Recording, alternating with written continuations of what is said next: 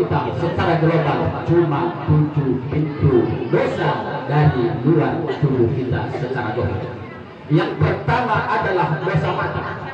Dosa mata, puncak dari segala dosa adalah mata. Apabila mata sudah memandang lalu turun ke hati, maka timbullah hawa nafsu. Maka jagalah mata itu untuk melihat yang diridhoi Allah, maka palingkanlah mata itu untuk melihat yang tidak diridhoi Allah Subhanahu wa taala. Yang kedua adalah dosa telinga. Telinga, maka gunakanlah telinga itu untuk mendengar yang diridhoi Allah, untuk mendengar orang mengaji, baca kitab dan lain-lainnya. Tapi jangan kau dengar orang yang sedang gosip, merupi dan lain-lainnya. Karena semua apa yang diberikan oleh telinga akan ada pertanggungjawaban di hadapan Allah Subhanahu wa taala. Dan dosa yang ketiga adalah dosa hidung. Hidung itu pun ada dalam dosa. Mungkin yang belum pantas kau cium, itu adalah dosa. Dan yang keempat adalah dosa mulut. Di dalam dosa mulut ini keluar ada 3 dosa. Yang pertama, dosa yang kau makan.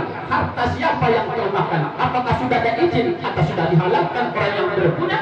Maka kalau tidak, maka yang kau makan itu adalah dosa. Dan yang kedua, dosa yang kau minum. Harta siapa, air minum siapa yang kau tidak minta kepada mereka, maka itu akan menjadi dosa. Dan dosa yang ketiga dari mulut ini adalah dosa ucapan. Mungkin pernah kau menyakiti luka hati orang, mungkin orang dia tersinggung dan lain-lain, maka itu semua akan diminta pertanggungjawaban di hadapan Allah Subhanahu wa taala. Dan dosa yang kelima adalah tangan. Bagaimana kau gunakan tangan? Apa mengambil hak orang lain atau melukai orang, memukul dan segala hal? Maka semua itu, kalau kau pernah melukai, tidak pernah minta maaf kepada orang yang kau lukai, kau pukul, maka itu nanti ada pertanggungjawaban dari Allah. Maka gunakanlah tangan itu untuk menolong yang lemah, untuk memberi yang miskin. Dan yang keenam adalah dosa kaki. Kemana kau langkahkan kaki? Apakah ke tempat yang Allah, tempat ibadah dan lain-lainnya? Tapi apabila kaki kau gunakan melangkah ke tempat yang timur dari Allah, nanti bila masanya kau akan menerima akibat pertanggungjawaban dari kaki itu sendiri.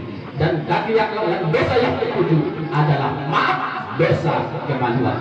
Inilah 7 dosa, pintu dosa secara global dari luar tubuh. Minggu depan kita akan bahas 7 pintu dari dalam tubuh. Mudah-mudahan yang terakhir, karena waktu cuma 7 menit baru 5 menit. Karena di mana-mana sekota 7 menit. Masjid mana lagi ini sekota ini 7 menit, ada yang 15 menit. Tergantung masjid masing-masing. Yang terakhir ini yang kusampaikan, apa acara semua.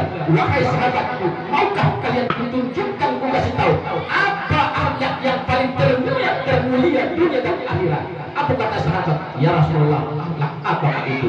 Kata Rasulullah, itu adalah takku memaafkan kesalahan orang yang pernah menjeliti, orang yang pernah melukai, orang yang pernah bekal tersinggung, maka maafkanlah. Itu satu akhlak yang mulia dunia dan akhirat. Lalu apa lagi ya Rasulullah? Yaitu menyambung silaturahim yang putus.